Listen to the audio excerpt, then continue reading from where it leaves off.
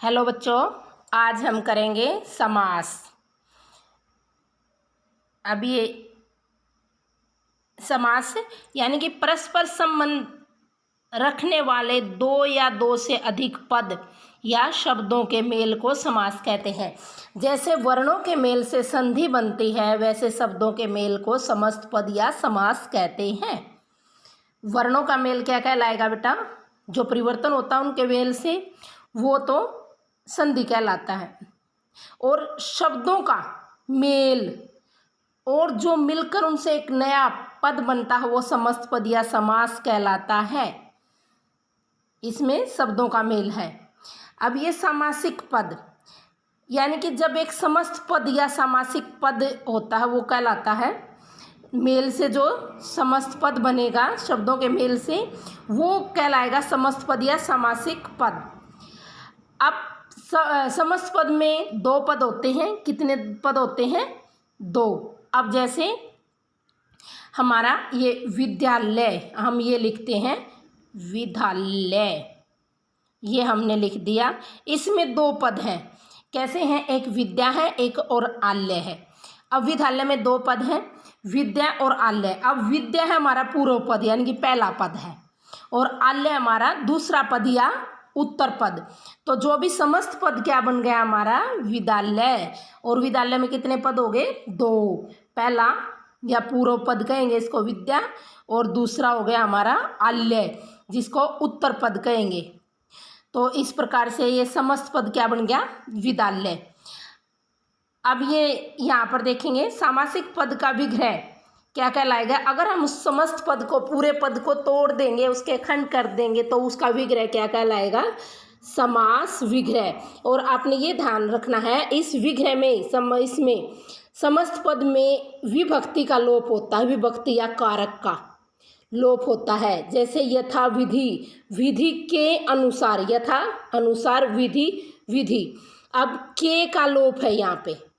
के क्या है? कारक या विभक्ति। अब आगे देखना, तुलसी कृत, तुलसी द्वारा कृत, यहाँ भी द्वारा। द्वारा क्या है? कारक, कर्ता ने कर्म को करण से के द्वारा। तो ये कारक का लोप होता है इसके समस्त पद में। अगर हम विग्रह करेंगे तो यहाँ पर हमने कारक या समस्त पद से अगर हम उसको अलग करेंगे तो हमें विभक्ति या कारक लगाना जरूरी है। तो अब यहाँ देखो, तुलसीकृत, ये तुलसीकृत एक समस्त पद है, पूरा पद है। इसमें दो अलग अलग पदों के मेल से बना है ये तुलसी और कृत, तुलसी द्वारा कृत। तो इसमें समस्त पद में क्या है बेटा? यहाँ पर विभक्ति या कारक का लोप हो जाता है, ये आपने ध्यान रखना है। और दो पद होते हैं, पूर्व पद और उत्तर पद। कमल नयन, कमल नयन, कमल के समान नयन। चराचर, चर और अचर, चर अचर, चर और अचर। त्रिलोक, त्रि और लोक, तीनों लोकों का समूह। अब ये समास के हम भेद करेंगे, और इन्हीं नामों से ही मैं यहाँ पर आपको डेफिनेशन या इनकी परिभाषा क्लियर करवाऊंगी। आप ध्यान से सुनोगे। पहला है जैसे तत्पुरुष। आपने याद रखने के लिए क्या करना है? तत्पुरुष वो होता है बेटा जिसका दूसरा पद प्रधान है। तत्पुरुष समास कौन सा होता है? जिस समास का दूसरा पद प्रधान होता है वो तत्पुरुष होता है। अब याद रखने के लिए देखो, इसको तोड़ लो, तत् और पुरुष। अब पुरुष प्रधान समाज है याद रखने के लिए, तो यहाँ पे पुरुष प्रधान है, यानी कि दूसरा पद है। तत् को छोड़ दो, तत् पहला पद इसका इतना प्रधान नहीं होता। यानी कि जिस पद का दूसरा पद या उत्तर पद प्रधान हो वो क्या कहलाता है? तत्पुरुष। और तत्पुरुष की परिभाषा ये होगी भाई, जिस समास का दूसरा पद प्रधान हो वो तत्पुरुष समास कहलाता है। अब इसमें विभक्ति का लोप होता है, कारक का लोप होता है। जैसे स्वर्ग प्राप्त, स्वर्ग को प्राप्त, यश प्राप्त, यश को प्राप्त। तो को का, कर्ता ने कर्म को, तो द्वितीय विभक्ति का है। इसी तरह से तृतीया का भी होता है। जैसे डाक, गाड़ी, डाक के लिए गाड़ी। रहा खर्च, रहा के लिए खर्च। अब ये गौशाला, जैसे हमने लिख दिया गौशाला। गौशाला क्या होता है? क्या होता है बेटा? गौ के लिए शाला, गौ के लिए, यानी कि यहाँ पर किसका भी व्यक्तिगत संप्रदान तत्पुरुष का लोप है तो संप्रदान तत्पुरुष कहेंगे। तो इसी तरह से इसके 6 भेद हो जाएंगे। कौन कौन से? कर्म कारक, संप्रदान तत्पुरुष यानी कि कर्म कारक का लोप होगा तो कर्म तत्पुरुष, संप्रदान कारक यानी कि के लिए का लोप होगा तो संप्रदान तत्पुरुष, और जैसे धनहीन, धन से हीन यानी कि से का अपादान का लोप होगा तो अपादान तत्पुरुष, और संबंध का के की, जैसे राजकुमार, राजा का कुमार, तो उसको क्या कहेंगे? संबंध तत्पुरुष। और अधिकरण जिसमें में का लोप होगा, जैसे दानवीर, अब ये है दानवीर। अब दानवीर में क्या है?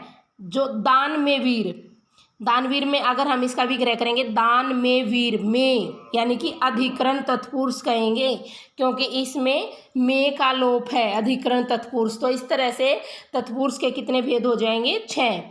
को का लोप है तो कर्म तत्पुरुष, अगर से के द्वारा कहा तो करण तत्पुरुष, और के लिए है तो संप्रदान, और से अलग होना जैसे धनहीन, धन से हीन, जन्मांध, जन्म से अंधा, तो हो जाएगा हमारा अपादान तत्पुरुष।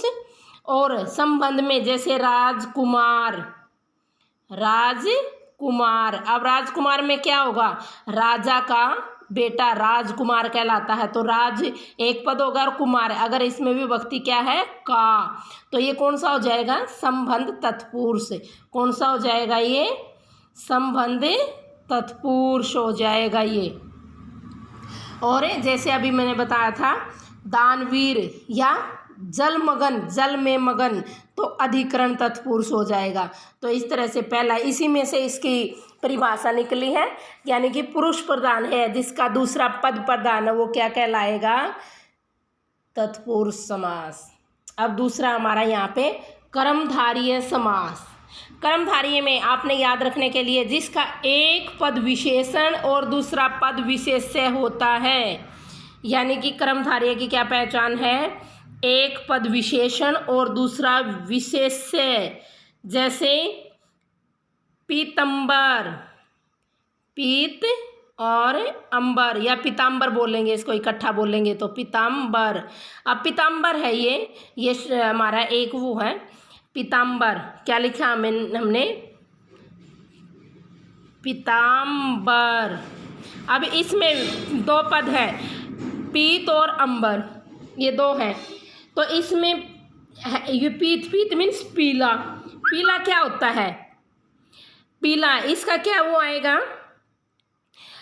पीत, पीला, पीला क्या हो गया इसका? विशेषण। और अंबर जिसकी विशेषता बताई जाए वो विशेष्य है।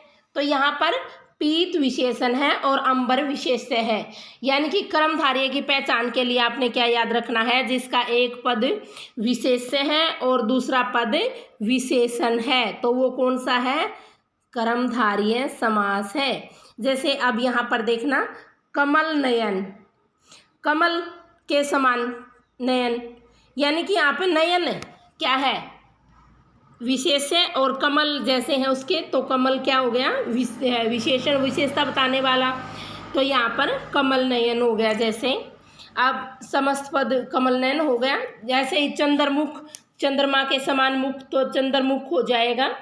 या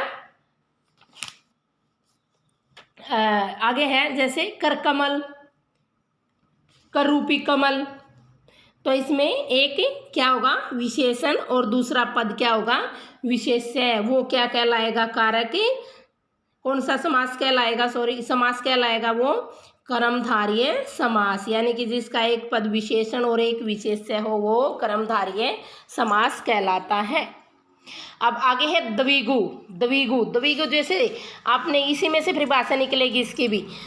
दवी, दवी क्या है? दवी, इसको अलग कर लेते हैं। दवी, दवी का मतलब क्या होता है? 2, जैसे संख्या है ना 2, तो द्विगु 2 गायों का समूह कह सकते हो आप। तो इसमें इसी में से परिभाषा निकल रही है, इसी शब्द में से दवी, यानी कि जिसका पहला पद क्या है? दवी, दवी क्या है? संख्या। जिस समास का पहला पद संख्यावाचक हो वो क्या कहलाएगा? द्विगु समास। द्वि क्या है? एक संख्या है, दो गायों का समूह द्विगु, यानी कि जिस समस्त पद का पहला पद संख्यावाची है तो वो क्या कहलाएगा? द्विगु समास। इसी में से द्वि और गु, दो गायों का समूह, यानी कि क्या है? द्वि, संख्यावाचक। तो इसकी परिभाषा क्या लिखोगे? जो समास का पहला पद संख्यावाचक है वो पूरा समस्त पद क्या कहलाएगा? द्विगु समास। आगे है बहुव्रीहि।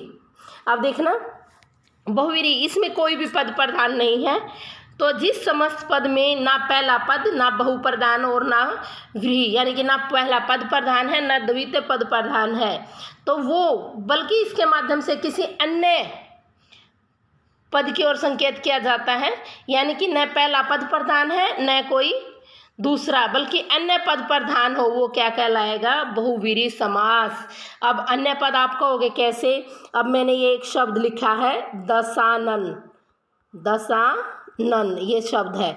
तो दस और आनन, दस और आनन, तो इसका अगर हम विग्रह करेंगे तो दस है, आनन जिसके, मुख जिसके, तो ना तो यहाँ पर दस महत्वपूर्ण हुआ और ना यहाँ पर आनन, यानी कि वैसे तो इसमें दस है तो दस यानी द्विगु भी हो सकता है क्योंकि संख्या है, लेकिन यहाँ पर दशानन, दस मुख वाला।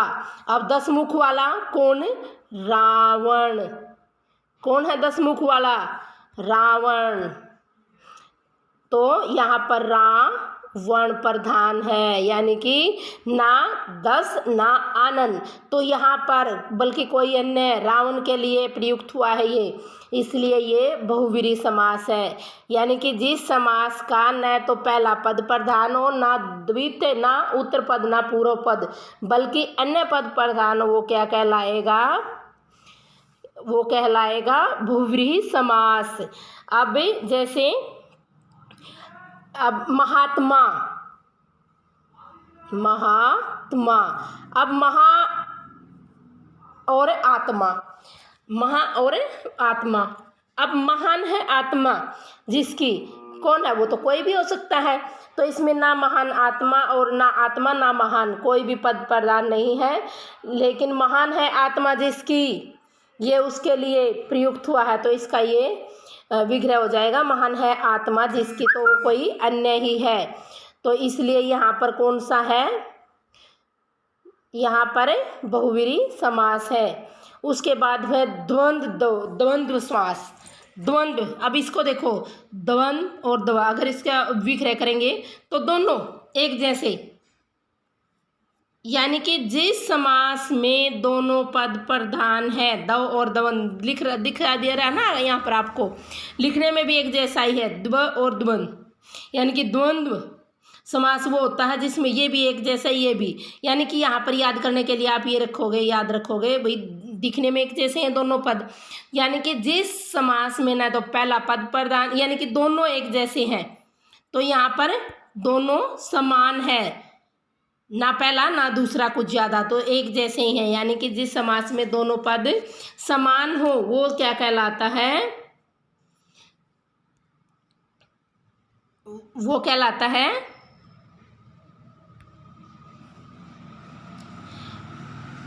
द्वंद्व समास। अब उसके बाद है द्वंद्व समास के उदाहरण, जैसे माता पिता, तो एक जैसे हैं माता और पिता। रुपया पैसा, आज कल, आज और कल। अब भला बुरा, हमने लिख दिया भला और बुरा, यानी कि दोनों एक जैसे हैं, भला और बुरा। वैसे तो विलोम है लेकिन इनका विग्रह करेंगे तो ये भला और बुरा। नर नारी, नर और नारी, तो ये सभी क्या हो जाएंगे? द्वंद्व, यानी कि जिसमें ना पहला प्रधान होता है ना दूसरा गुण होता है, बल्कि दोनों समान होते हैं, वो क्या हो जाएंगे? द्वंद्व समास। उसके बाद है हमारा नेक्स्ट अविभाव समास। अविभाव समास क्या याद रखोगे? जैसे इसमें पहला दिखाई दे रहा है यहाँ पे अव्यय, अविभाव में क्या है? अव्यय दिखाई दे रहा है ना यहाँ पे, अव्यय लिखा हुआ है, तो अव्यय याद रखने के लिए क्या करोगे आप? जिस समास का पहला पद अव्यय हो वो समस्त पद भी अव्यय ही बन जाता है और उसको कहेंगे अविभाव समास। क्या कहेंगे उसको? अविभाव समास। जैसे आ जन्म, मैं नया अध्याय है। आ जन्म, आ और जन्म, जन्म से लेकर। अब आ जन्म, आ क्या है? आ अव्यय है।